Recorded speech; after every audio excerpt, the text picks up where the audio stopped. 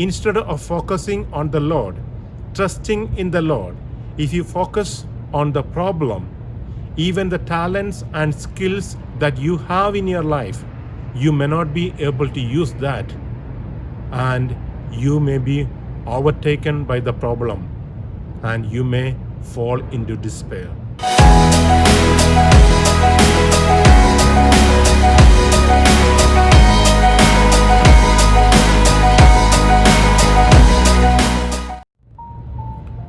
Dear brothers and sisters in Jesus Christ, we are in the 19th Sunday of Ordinary Time, where Jesus walks on the water.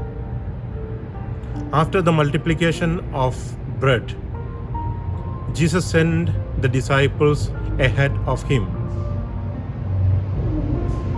and they were facing severe challenges because of the turbulence in the sea. And in the fourth watch of the night, Jesus walked on the water and coming towards the apostles.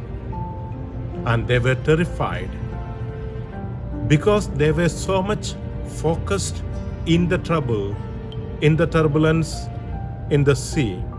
They were even not able to recognize Jesus who is coming towards them. Jesus had to reveal himself that it is I. In that moment, Peter asking, "If it is you, command that I may come towards you over the water." Peter got thrilled and he jumped into the water, walked towards Jesus. As long as his focus was on the Jesus, he was able to walk on the water. The moment his focus shifted from Jesus to the wind, he started to sink. Realize one thing: Peter was a fisherman all through his life. He lived majority of his time in the sea. He know how to swim, but in this moment, he forgets even his deepest skill to swim, and he is crying for help. This is the same thing happen in our lives.